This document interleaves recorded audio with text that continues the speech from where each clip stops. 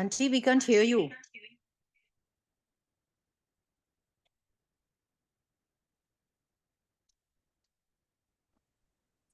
Okay. I'll again start again. Auntie. ओम श्री गणेशाय नमः। ओम नमः शिवाय। शिवजी सदा सहाय। ओम नमः शिवाय। गुरुजी सदा सहाय। जय गुरुजी। शुक्राना गुरुजी। आज हम करेंगे अध्याय 40 और 41 वायव्य संहिता उत्तरखंड, जो आज का समापन भी है।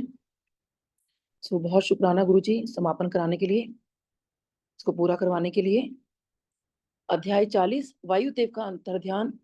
ऋषियों का सरस्वती में अवभृत स्नान और काशी में दिव्य तेज का दर्शन करके ब्रह्मा जी के पास जाना, ब्रह्मा जी का उन्हें सिद्धि प्राप्ति की सूचना देकर मेरु के कुमार शिखर पर भेजना।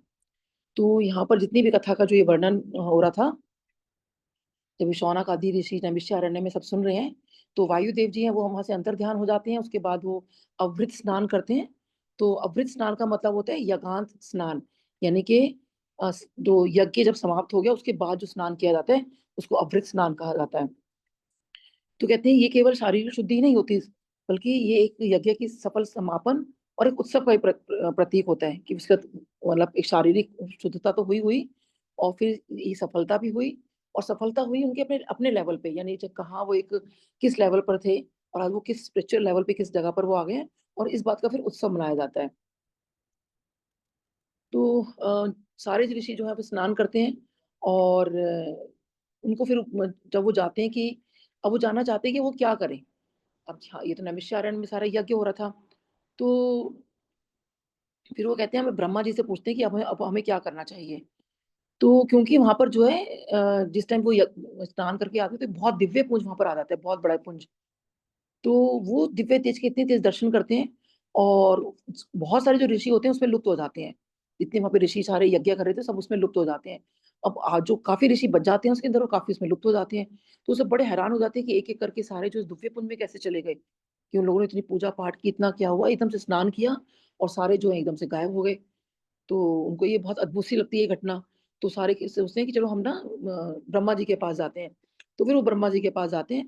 तो ब्रह्मा जी के पास उनके जहाँ जाने में देखिए वहां पे कोई ऐसा उनको अलाउ नहीं करता था।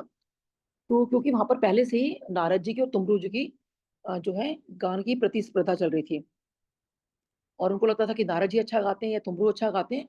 तो सबने कहा कि नहीं, तुमरू जो है वो ज्यादा बेटर गाते हैं। तो नारद जी कहीं थोड़ा नाराज हो जाते हैं, लेकिन वो फिर आपस में इनको समझाते हैं कि स्पर्धा का मतलब यही होता है कि कोई एक हारता है, कोई जीतता है। तो जो हारे वो कभी ये ना सोचे कि मैं क्यों हार गया, बल्कि जो जो जीता है उसको उस बात की बधाई दे। तो अपने अंदर हमें ये भावना कभी लेकर ये नहीं आनी चाहिए कि हम उससे क्यों हार गए या हम उससे पीछे क्यों हैं। तो ये बहुत बड़ा इसमें मैसेज मिलता है कि हमें जो है compete करने में कभी भी ईर्ष्या नहीं करनी चाहिए। फिर नारद जी को ये बात समझ में आती है, और जब वो निकल रहे होते हैं वहां से, तो सारे ऋषिगण वहां पे खड़े होते हैं। और वो ऋषिगण जो है उनसे पूछते हैं कि हमें अंदर जाना है ब्रह्मा जी के पास, बहुत कुछ मतलब बड़ी आध्यात्मिक बात का उनसे पूछनी है कोई बात। तो नारद जी कहते हैं ठीक है अंदर चले जाओ। तो फिर वो अंदर चले जाते हैं और वो अंदर जाके ब्रह्मा जी से पूछते हैं कि हमें समझ नहीं आ रहा कि वहां पर ऐसा क्या हुआ। हम तो वहाँ सब यज्ञ कर रहे थे और सब ऋषिगण बड़े खुश थे, तो आधे ऋषिगण जो है लुप्त हो गए और हम आधे कुछ रह गए हैं। तो फिर जो है भगवान ब्रह्मा जी जो है वो उनको बताते हैं कि जो तुमने इतना तेज देखा, वो जो पुंज देखा, वो बेसिकली साक्षात ज्योतिर्मय लिंग ही था। तो वो कहते हैं ज्योतिर्मय लिंग मतलब भगवान शिव का की रोशनी। तो वो कहते हैं हाँ वो ज्योतिर्मय लिंग ही था। और जिन लोगों ने मतलब जो ऋषिगण तुम लोग थे और जिन्होंने पूरा तरीके से इस व्रत को किया, जो पाशुपत व्रत चीजें चल रही थी, यज्ञ चल रहा था, कहते जिन लोगों ने वो चीज कर ली, क्योंकि उनको ये बात समझ में आ गई थी कि पाशुपत व्रत करना, भगवान की पूजा करना, भगवान शिव में लीन होना क्या होता है। तो जिनको तो वो तत्व का ज्ञान हो गया तो वो तो उसमें लीन हो गए, और जिनको अभी कहीं ना कहीं संशय है कि ये क्या है, कैसे है, क्या है, सच में भगवान शिव है कि नहीं है, तो वो फिर रह गए, क्योंकि वो अभी तक उस लेवल पे नहीं पहुंच पाए ना कि उस चीज को समझ सके। तो भगवान तभी इस बात से देखिए कितना सीख मिलता है कि भगवान उनको ही अपने अंदर लेते हैं जिनको ये समझ में आता है कि वो क्या है। तो जिनमें संशय रह गया वो छूट जाते हैं। फिर वो कहते हैं कि प्रभु अब हम क्या करें। तो वो कहते हैं कि अब तुम जो हो यहाँ से वाराणसी जाओ। तो उसके बाद जो है फिर वो और वो फिर कहते हैं कि फिर वो उनको ये याद भी दिलाते हैं, और फिर वो मेरू पर्वत की तरफ कहते हैं, तुम नहीं, पहले वो स्नान करते हैं, वो फिर वाराणसी गए, फिर वाराणसी में ये बात पूछते हैं। उसके बाद उनसे पूछते तो कहते हैं, अब तुम जो है मेरू पर्वत पे जाओ, क्योंकि वहाँ पे सनत कुमार जी जो हैं, वहाँ पे नंदी जी की वो है प्रतीक्षा कर रहे हैं, तो तुम्हें जो है अब इसका जवाब वहीं मिलेगा। तो वो कहते हैं वो क्यों कर रहे हैं, तो वो यही बताते हैं, कहते हैं कि जो ये शिव पुराण की जो कथा शुरू होती है, वो एक बार भगवान शिव ने जो है नंदी जी को सुनाई थी, और नंदी जी ने जो है कि सनत कुमार जी को। तो वो जो है वहां पर सनत कुमार जी जो बैठे हुए हैं, क्योंकि वो बैठे नहीं वहां पे, वो ऊंट के रूप में बैठे हैं वहां पे, क्योंकि एक बार उन्होंने उनके मन में ये आ गया था कि सारे योगियों के शिरोमणि वही हैं, सब कुछ अपने आप को मानने लगे थे। और उन्होंने जो है क्योंकि जब इंसान में पावर आ जाती है ना, तो सोचते हैं मैं ही सब कुछ हूँ, तो उन्होंने भगवान शिव का भी मान नहीं किया था। तो नंदी जी को बहुत क्रोध आ जाता है, और वो कहते हैं कि तुमने भगवान शिव का मान नहीं किया, तुम यहाँ पे ऊंट बन जाओ। तो फिर जो है उनसे क्षमा याचना मांगते हैं सनत कुमार जी, फिर वो कहते हैं कि मैं तुम्हें माफ नहीं करूंगा। तो भगवान शिव कहते हैं कि नहीं, तुम्हें अंदर ये क्षमादान जो है, कहते हैं ये होना चाहिए, तो तुम इसको क्षमा कर दो। तो तभी कहते हैं कि कभी भी मन में कोई भी गिल्ट ना रखो, जिसको आप क्षमा कर सकते हो करो, और हमें करना भी चाहिए, तो यही सीख हमें यहाँ देते हैं। तो कहते हैं आप क्षमा कर दो सबको। तो उसके बाद फिर वो कहते हैं कि ठीक है, मैं इस दिन जो है तुम्हारे पास में आऊंगा। तो कहते हैं अब वो दिन आने वाला है, तो वहां पे नंदी जी वहां पर आएंगे सनत कुमार जी का उद्धार करने के लिए, तुम जो सारे के सारे वहां पहुंचो। तो इस तरह से जो है सारे ऋषि जुगन जो है फिर वहां जाते हैं। अध्याय 41। मेरुगिरी के स्कंद सरोवर के तट पर मुनियों का सनत कुमार जी से मिलना, भगवान नंदी का वहां आना, और दृष्टिपात मात्र से पाश छेदन एवं ज्ञान योग का उपदेश करके चले जाना, शिव पुराण की महिमा तथा ग्रंथ का उपसंहार। तो सारे जो ऋषिगण हैं अब वहाँ मेरू पर्वत पर आ गए हैं। तो जो ये सरोवर के बारे में, तो कहते हैं स्कंद सरोवर जो है एक बहुत ही विशाल, स्वच्छ और गहरी झील वाला समुद्र है, और उसके समान है, बहुत गहरी झील है, समुद्र के समान है। और उसमें बहुत सुंदर घाट हैं, सीढ़ियां हैं, बहुत सारे मतलब फूल और फूलों के पेड़ हैं वहाँ पे, नीले पत्थर हैं वहाँ पे। फिर वहाँ पे सारे जो है वो वहाँ पूजा करते हैं, अनुष्ठान करते हैं, मतलब तरह तरह से जो भी जिनका जैसे सामर्थ्य होता है। और उसके बाद जो है फिर वहाँ सनत कुमार जी को वो देखते हैं कि वहाँ पे वट कल्प वृक्ष है वहाँ पे, उसके नीचे जो है वो हीरे की शिला पर वो ध्यान में बैठे हुए हैं। अब वहाँ पे अचानक से बहुत एकदम तेज आने लगता है, मतलब बहुत रोशनी आती है। तो वो देखते हैं कि क्योंकि वो सारे के सारे वहाँ पे ऋषिगण जो वो वेट भी कर रहे हैं कि भाई, उन्हें कहा था कि नंदी जी वहां पर आएंगे, ब्रह्मा जी ने कहा था। तो वही होता है कि जो फिर वहां पे देखते हैं कि बहुत एक दिव्य शक्ति वहां पर आई है, और बहुत सुंदर जो है कोई बैल के चिन्ह और मूंगे के मूठ वाले, मतलब ध्वज से सुशोभित एक दिव्य विमान वहां पर उतरा है। तो उसके अंदर जितने जो कि सारे ऋषियों, सिद्धों, गंधर्वों, यक्षों, चारणों, किन्नरों से, मतलब दिव्य प्राणियों से वहां पे वो चारों तरफ से घिरा पड़ा है। और सब जो है नाच रहे हैं, गा रहे हैं, संगीत बजा रहे हैं। तो वहां पे फिर वो देखते हैं कि शिलाद पुत्र जो नंदी जी हैं, वो उसमें विराजमान है, और अपनी पत्नी के साथ बैठे हुए हैं एक दिव्य सिंहासन पर। तो जब वो वहां पर आते हैं, तो वो देखते हैं कि उनके 3 नेत्र हैं, उन तीनों नेत्रों से बहुत तेज निकल रहा है। और फिर वो आकर जो है सारे ऋषिगण भी वहां पर सब आ जाते हैं, और सब मतलब उनको प्रणाम करते हैं नंदी जी को। अब क्योंकि नंदी जी, भगवान शिव ने कहा था कि नंदी जी को जो तुमने ऊंट बना दिया है, उसको जो है उस योनि से मुक्त करो। फिर जो है यहाँ पर वो नंदी जी जो है शैव धर्म का और ज्ञान योग को उपदेश देते हैं। तो शैव धर्म का मतलब होता है भगवान शिव की उपासना और उनकी शिक्षाओं का पालन करना, कि जो भी भगवान शिव कह रहे हैं कि हमें उनका पालन करना है। और ज्ञान योग होता है ये ज्ञान योग के 4 मार्गों में से एक मार्ग है। इसमें इंसान जो है ना आत्मज्ञान और आत्मबोध के माध्यम से मोक्ष की प्राप्ति को प्राप्त करता है। तो उपदेश वही आता है इसकी, ईश्वरीय शैव धर्म और ज्ञान योग का जो उपदेश है। तो साधक को बस यही समझ में आता है कि केवल भारी पूजा या कर्म करने से नहीं, बल्कि ज्ञान की प्रकाश से अपने अंदर के शिव तत्व को पहचानना और उसका अनुभव करना ही सच्चा आध्यात्मिक मार्ग है। तो इस बात का जो योग मतलब ज्ञान योग है, और ये चीजें जो है नंदी जी जो है फिर उनको देते हैं। और वो कहते हैं कि फिर तुम्हें वो उनको सुख पूर्वक, मतलब उनके सारी जितने सुख, धर्म और कहते हैं त्रिभग आदि, तो ये उनको सब वो प्रदान करते हैं। तो त्रिभग जो है बेसिकली मतलब है कि सब कुछ, यानी उसको हर चीज की प्राप्ति, जितने भी चीजें होती हैं, तो देखिए इतना वरदान उनको फिर वो देते हैं, तो उनको ये सब जब में समझ में आता है कि भगवान शिव जो हैं वो सब कुछ हैं, क्योंकि अब तक तो उनको वैसे ही इतना ज्ञान प्राप्त हो चुका था। और इस बात का भी उनको अब नंदी जी और जो हैं कहते हैं ना लास्ट में एक पूरा सारांश उनको बताते हैं कि इसका क्या मतलब होता है कि क्यों तुम्हें भगवान शिव में लीन होना है और कैसे होना है। तो सारे ऋषिगण जो है देखिए सब वहाँ पे बैठे होते हैं और ये सब कुछ वहाँ पे सुन रहे हैं। तो उसके बाद जो है फिर नंदी जी जो है कहते हैं फिर एक क्षण के अंदर ही वो जो है सबके पाश को कट कर देते हैं, उनको मोक्ष दे देते हैं। तो देखिए कि जो ऋषिगण वहां बच जाते हैं, जिनको ये मन में आ रहा था कि ये सब क्या हो रहा है, वो दिव्य पुंज क्या है, तो बेसिकली उनको हर चीज से फिर उनकी मोक्ष की प्राप्ति हो जाती है। और उनके अंदर जो है कि जैसे त्रिवर्ग के बारे में बताया कि वो यानी धार्मिक कर्तव्य और नैतिक आचरण, यानी आप इंसान को हर चीज मिल जाती है, क्योंकि उसमें ये सब चीजें अगर आ गई तो वैसे ही वो अच्छा इंसान बन जाता है।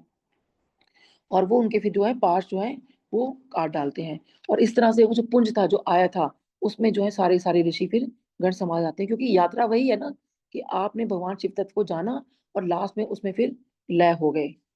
तो फिर इसमें यही लिखा है कि जो भी ये शिव पुराण को पढ़ता है और सुनता है तो दोनों का ही कल्याण है। तो कहते हैं दोनों ही चीजें हमें करनी चाहिए। और कहते हैं कि जो जिसको ना समझ में आए, जो धर्मी हो या उसको उपदेश नहीं देना चाहिए, क्योंकि उसको समझ ही नहीं आएगा।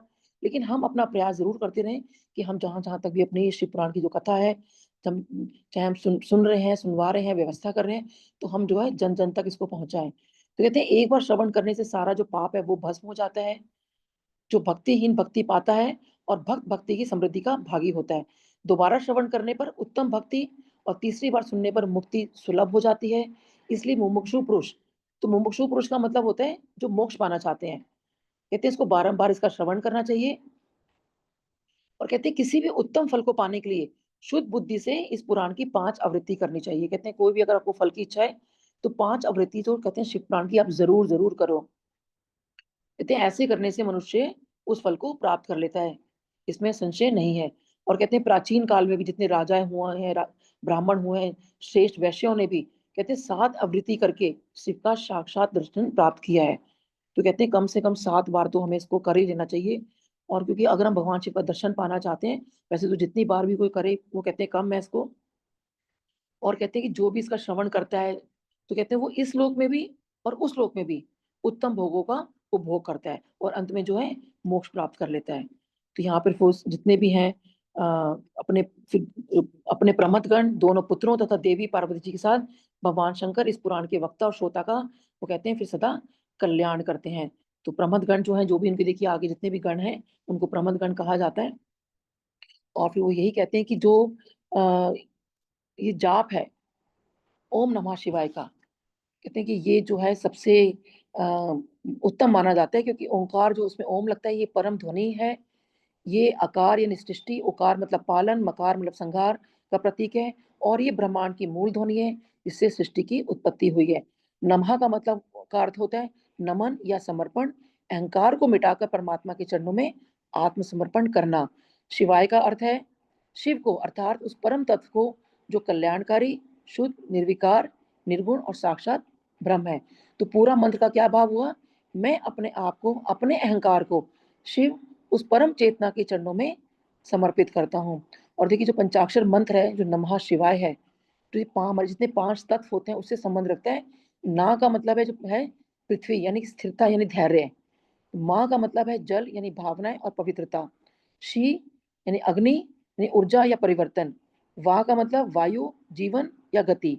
या मतलब आकाश यानी शून्यता और विस्तार। तो इन 5 अक्षरों से जो पंच तत्व हैं वो संतुलित होते हैं और जो हमारे शरीर और ब्रह्मांड की रचना करते हैं। तो इसका जो लाभ है, आध्यात्मिक लाभ क्या होता है कि मन की शांति और स्थिरता रहती है। जितनी नकारात्मक ऊर्जा होती है उससे मुक्ति मिलती है। चित्त जो है वो शुद्ध और आत्मज्ञान के प्रति प्रेरित होता है। हमारे ध्यान में गहराई वो डेप्थ आनी शुरू हो जाती है और शरीर में ऊर्जा संतुलन, जितनी एनर्जी जो होती है वो चैनलाइज होती है। तो कहते हैं ओम नमः शिवाय का संबंध आत्मा से है।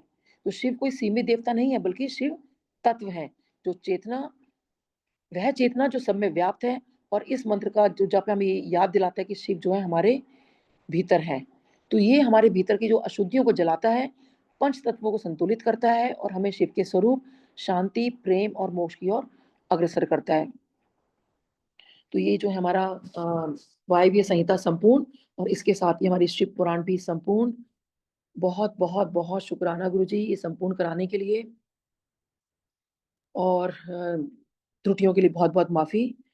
ओम नमः शिवाय, शिव जी सदा सहाय। ओम नमः शिवाय, गुरु जी सदा सहाय।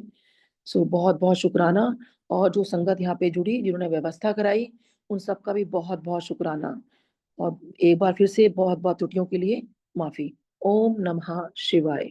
जय गुरु जी।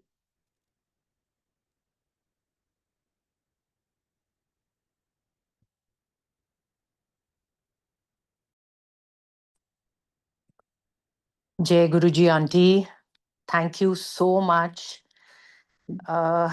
सबसे पहले शुक्राना महाराज का डेफिनेटली आई हाँ मीन जी। ये थॉट भी देने का और कैसे ये सारा मैनिफेस्ट हुआ. I would just like to share a small satsang here कि I was just, sharing with Dr. Neelam. We were just talking.